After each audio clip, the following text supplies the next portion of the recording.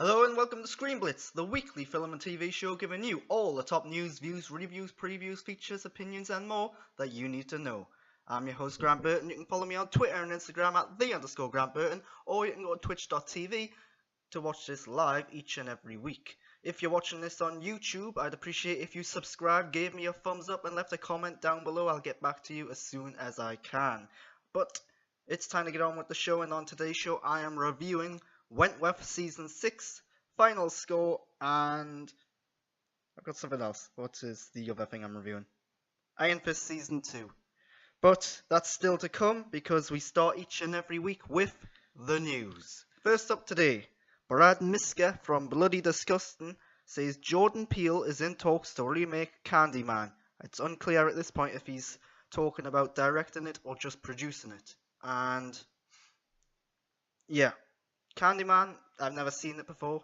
It's one of them rare horror franchises that the series is successful and well liked, but there's only actually been 3 films, one of which was theatrical, the other 2 were TV movies, so it's a little surprising that it kind of just ended and it hasn't been churning out a bunch of sequels time after time.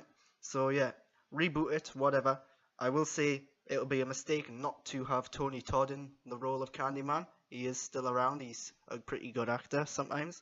And yeah, Jordan Peele, great choice. He done Get Out.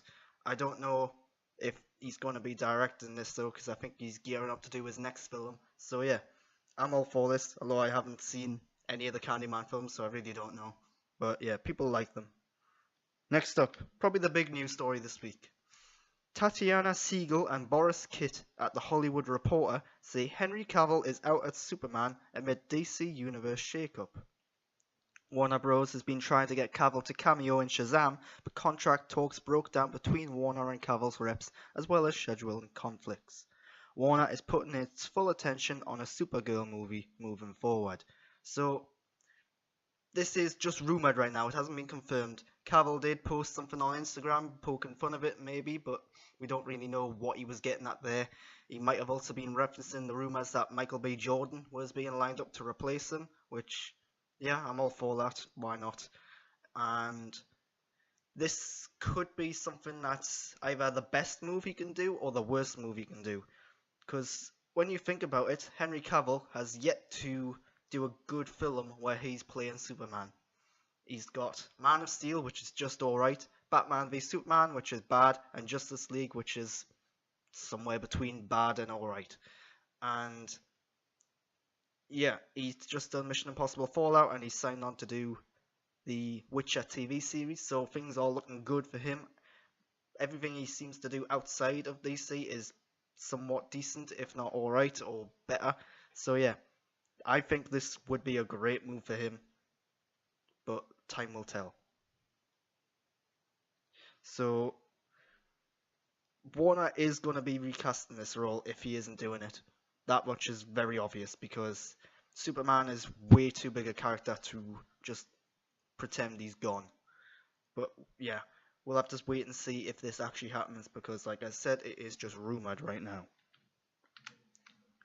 Next up, Leslie Goldberg and Maureen Ryan at The Hollywood Reporter. American Gods sidelines new showrunner amid delays and frustrations. Showrunner Jesse Alexander has been asked to stop working on the series. He's no longer writing, showrunning, or sitting in on the editing of the show. One source says he was fired, but not fired. Alexander's multiple drafts of the finale were rejected, and now they're reportedly working on the 7th draft. Instead of shooting the finale, which should have been well into production, cast and crew are reshooting past episodes and doing pickups. The next season won't arrive until 2019, 2 years after the first season. So this is a really long and detailed article. If you're really interested, go check that out. There's lots of stuff there that I couldn't get through all of it. And yeah, because of all the problems this show has had, with first it had what was his name? The original showrunner. He also done Hannibal. I want to say Brian Fuller. Was that his name? I don't know. I can't remember. But anyway, the original showrunner dropped out because there was arguments over budget. So then they got this guy come in, Neil Gaiman, who wrote the original novel, then stepped up to try and get a bigger role in this season, and they're just having loads of problems. Cast have dropped out. Gillian Anderson's no longer in it, which is a huge, big mistake because she's really good in this. So yeah, I don't think it's gonna get a third season. The show itself is just alright. It's more interesting than it is actually good. It comes up with great ideas and concepts, but the execution's not always there. I think it puts style above substance at times. But yeah, Ian McShane is brilliant in the role of, what's his role? And I know what his actual role is, but that's a huge spoiler, so I'm not going to say that. But yeah, I can't remember what is Mr. Wednesday, I think he's called. But yeah, he's the best thing about the show. Very stylish, but the story and characters are lacking. But yeah, it's not going to get a third season, I don't think, after all the problems they've had. And it's based on one book, so I don't know how well it adapts that book. I don't know what else there is there. I think there's been rumors that there's going to be another book being released at some point in the future, but yeah. Oh well. Final news story of the day. Brian Crescente from Variety says Peter Calloway to adapt Alan Wake for television. So Alan Wake is a video game that was heavily influenced from TV shows like The Twilight Zone and films like Secret Window. So the game itself is a horror where basically a writer goes to this secluded location. He's suffering from writer's block. He's trying to get inspiration, and weird, mysterious things happen because the events of his latest book start coming to life. And the twist is that he hasn't actually got any memory of writing this book. So there's lots of lore, very interesting ideas. Personally, I wasn't a fan of the game myself, more to do with the gameplay than the story. And yeah, I think it would make a really good film. Not sure about a TV show. But interestingly, the video game was presented like a TV show. It had episodic chapters. It was very much mimicking the TV style. So it would be easy to adapt it to a TV show, but whether it would be a good one or not, I don't know. So Sam Lake, the writer of Alan Wake and one of the main guys at Remedy, is attached as an executive producer. He's heavily involved in this, which is good because it's a video game adaptation. Many video game adaptations kind of just don't involve the original video game makers at all, which is a huge mistake. But yeah, this time it looks like they're trying to get this done right. And apparently they're going to start production next month, which seems really early, but maybe this has been going on for a while in the background, I don't know. But yeah, there's potential here. So, before I move on to trailers, just a reminder, click subscribe, click that bell as well to be notified when I post new content, give me a thumbs up and leave a comment down below. If you're watching this on Twitch, get in the chat at the end of the show, we'll have a little hangout, and give me a follow as well. But yeah, on to trailers. Outlander Season 4. So I've just watched this trailer. They released a teaser not too long ago, so I commented on that, and I'm not going to talk too much about this, but it looks good. I still don't really know what the actual focus or the goal of this show is now. I can't really say why that is without going into spoilers. But yeah, this is a really good show nonetheless. If you aren't watching it, go watch it. It's on Amazon Prime in the UK. I think it's also recently been on like More 4, but it's like 2 or 3 years behind on More 4 now. So yeah, Outlander looks like more Outlander. It looks really good. So yeah, I'm all for it. The Ballad of Buster Scruggs. The Ballad of Buster Scruggs, sorry. This looks like a really good fun western. I like a good old-fashioned western. You don't get many of them now, as the genre's kind of, I want to say dated, but that's not right. It's not dated, it's just not used very often. It's done by the Coen brothers, who done No Country for Old Men, and what's the other one? True Grit. So they've done good westerns before, and I'm a big fan of the Coen brothers. I know they're not for everyone, but I really like them. This trailer looks really fun. It looks like they're mixing their unique sense of humor in there as well, so it's not just a straight up western. So yeah, I'm all for this. It's on Netflix as well, so it's going to be available to everyone who's got that. Yeah, I'm all for it. Final trailer, probably the biggest one this week, The Chilling Adventures of Sabrina. So when I was a kid, I used to watch Sabrina the Teenage Witch, and in retrospect, it's very dated, very silly and cheesy. it's not a good show, really. It I don't believe it adapted the actual source material, but I could be wrong there. This looks like it's going to be darker and more, what's the word, gothic, and I think it's going to be more adult as well. And by that I mean it's going to be more serious. It's going to have darker tones and content. But I don't know if it's going to go as far as to have swearing or nudity or anything like that. I'm not familiar with the original material, so I'm really curious as to how far it's going to go. I've heard that it might be going really far, but I don't know. Kiernan Shipka is playing Sabrina. I think that's brilliant casting. She was really good in Mad Men, underrated actress, and yeah, I'm all for this. I'm really into seeing what this show is going to be. So that's the end of news and the trailers. Thanks for watching so far. Now, about going to reviews, here's the time to remind you, click subscribe, give me a thumbs up, and leave a comment down below. At the end of the show, I'm going to go into the Twitch chat and we'll have a little hangout, so give me a follow on Twitch if you're watching this live.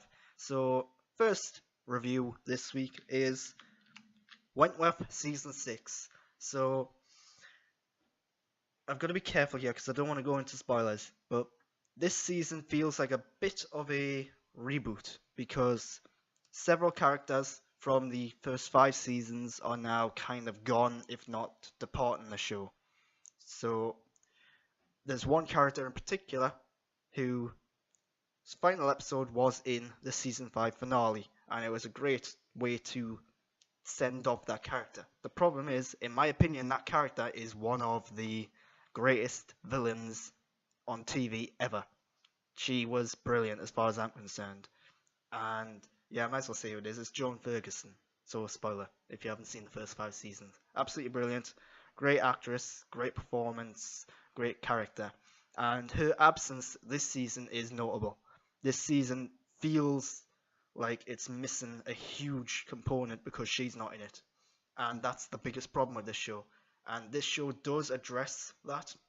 I'm not going to go into too much details. I don't want to spoil it too much. But there is a running theme of what's happened to this character, where is this character, and even though the character's not in it, it's still relying on that character rather than moving on.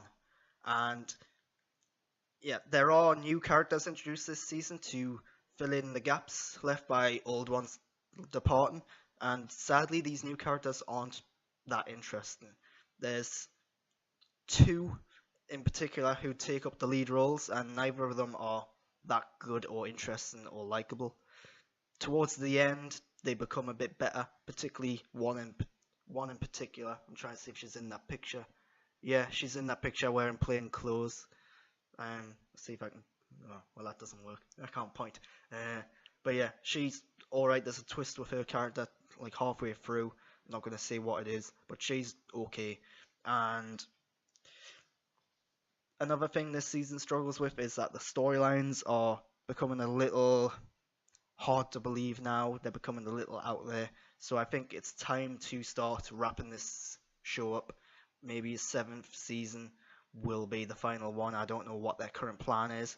But yeah, bring this show to an end before it gets really silly. In some aspects it has already jumped the shark a bit. But yeah, it still has plenty of great twists and turns. It's very well acted. It's very well made, despite the fact that it's got these new characters who just haven't quite clicked yet.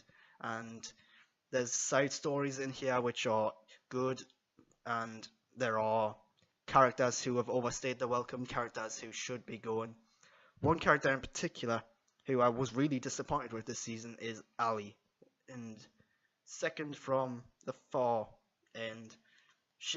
In the last season, she was very much the main character, and she's been established, been built up as the new main character.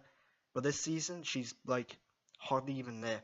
It's really disappointing and odd. She's put in this romantic storyline that feels incredibly forced. Everything that she does this season just feels unnecessary and unwanted. And yeah, it's disappointing that she's now very much just a side character who happens to be there when she was being built up as the main one. But yeah, I do still recommend the show. It's still very fun to watch, despite the fact it is sometimes a little silly now. And yeah, hopefully they are bringing it to an end sooner rather than later, because it's getting a bit ridiculous and far-fetched. Next up is Final Score. This is a Sky Cinema movie. I think it's been released in cinemas as well as on Sky TV. So you probably see the poster there, and you can probably guess exactly what this film is. It's a cheesy action film, plain and simple. It's very much Die Hard in a football stadium, starring Dave Bautista. And Dave Bautista, the best thing about this film, his performance is quite good. Sadly, his character is very stereotypical, along with everyone else in the film. There's no originality in this film whatsoever. The side characters are really badly acted at times. Everyone who's not a known name, so you've got Ray Stevenson and Pierce Brosnan in there, they're fine, but everyone else really badly acting.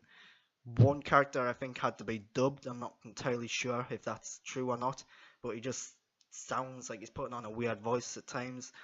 So it's very stereotypical, very cliche and unoriginal story, but the action scenes are good. So when you're watching this film, you kind of expect it to just be a fun action film, and on that regard, it does succeed. It is a fun action film, even though it's predictable, even though the characters are pretty bad. But yeah, like I said, Dave Bautista's good. As long as you know what to expect, if you know what you're getting into, you're probably going to like this film, but I wouldn't recommend it that much. Final review this week is Iron Fist Season 2. So, Iron Fist Season 1 we'll start with. It was really bad, terrible even, and I could list off all the problems with it, and I'd be here all day, so I'll just list off what was good about it. Jessica Henwick as Colleen Wing. She was the best thing about Iron Fist Season 1, and she continues to be the best thing about it in Season 2. However, Season 2 is miraculously actually okay. At times I would even say it's good, but it's still the worst of the Marvel Netflix shows, and I don't think that's going to change. So it's way better than Season 1, leaps and bounds. So what's changed? Well, right off the bat you'll notice the action scenes are way better. The action scenes this season are really good, they're exciting, they're well done. In the first season, they were really badly choreographed and filmed, they weren't exciting or they weren't gritty or serious. It didn't look like the actors were hitting each other at times. They were really badly done. I cannot say how bad the action scenes in Season 1 were, especially when the main character is supposed to be like the best martial artist ever, and it doesn't look like he's even trained in martial arts that much. So yeah, they've really fixed the action scenes this season, and they had to. So it's good to see that they've actually took the negative reception from the first season and have addressed it this time around. Another thing is the episode order, or the episode count. First season, as with all the other Marvel Netflix shows, have 13 episodes. This is the first one to only have 10, and it really works better with 10 episodes because there's less padding, the pacing's much quicker, and they just get straight to the point at times. That being said, there are some problems this season. It's not I wouldn't say it's good overall. It's just okay, because sadly the storyline starts off pretty boring. It takes like 2 or 3 episodes to actually get into it a bit, and it doesn't feel all that original or interesting at times. Towards the end it gets really comic booky, but I would say the ending's actually really good. And the characters, they've addressed the issue with Danny Rand, the main character, who was just annoying and moaning and a pain in the backside in the first season. They've kind of addressed that this season. A lot of the times the characters are actually referencing the fact that Danny Rand is a pain in the backside, how he is annoying and odd. So they've somewhat fixed that, and it's clear that the makers of the show realize that Jessica Henwick is the best thing about the show, so they go full in on that. She's got her own storyline, which is actually linked into the main storyline, and towards the end you can really see that, yeah, she's the main attraction now in this show, because she really is good. So Yeah, what else do I want to talk about? Ward, the character of Ward. He was one of the main villains in the first season, kind of, and this season he's in every episode. He's one of the main characters, but he really doesn't need to be. It feels like every time he's there, almost, it feels like this is completely unnecessary and forced in. He does not need to be in as many episodes as he is in. It really should only be in every now and then. And towards the end, particularly, he does become a bit more important, but he always feels like he's just there on the sidelines and a bit unnecessary at times.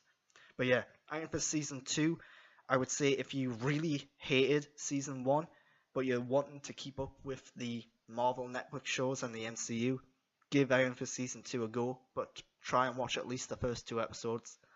And yeah, I would recommend you give Iron Fist a second chance. But again, it hasn't went from being terrible to being good or great. It is just alright on the whole, but there are good episodes in there. And that's all I've got for this week. Just a couple of things before I end the show though. There was a Daredevil Season 3 teaser at the end of Iron Fist Season 2. And I was going to include it in trailers, but then I actually watched it and it's just a single scene. It looks like it's more Daredevil. Daredevil is the best of the Marvel Netflix shows, so I'm really looking forward to it. It's coming out this year. I imagine probably November, maybe December. And yeah, I really like the Punisher and Jessica Jones as well. But yeah, that's getting on a bit of a tangent.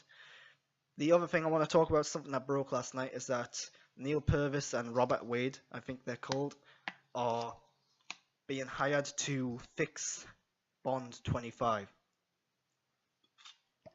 I believe they wrote every James Bond film since Pierce Brosnan took on the role, and John Logan came in and gave them some help on Skyfall, and they took over from John Logan on Spectre. So, hard to say what I think of this. They've done really good James Bond films, GoldenEye, Casino Royale, Skyfall, but they've done some really bad ones, Die Another Day, World Is Not Enough. So, it kind of makes sense that they're going to wrap up Daniel Craig's tenure as Bond, but at the same time I feel like what James Bond really needs is fresh, original ideas. I don't know if they're going to just redraft Danny Boyle's script or if they're just starting from scratch. But yeah, it'll be interesting to see what happens. Again, can't really decide if this is good or bad, but yeah, it's happening. And that's all I've got this week. So thanks for watching. If you've liked what you've seen, give me a thumbs up, get in the chat, leave a comment on YouTube, and subscribe. 100 subscribers is my current goal. It gives me a custom URL, which makes it much easier to share, because I can actually tell you what my YouTube address is.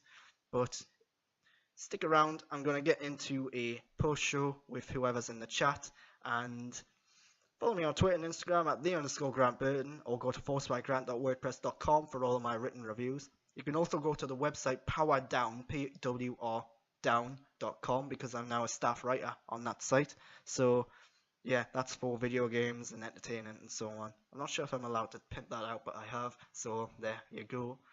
Thanks for watching, and I am out.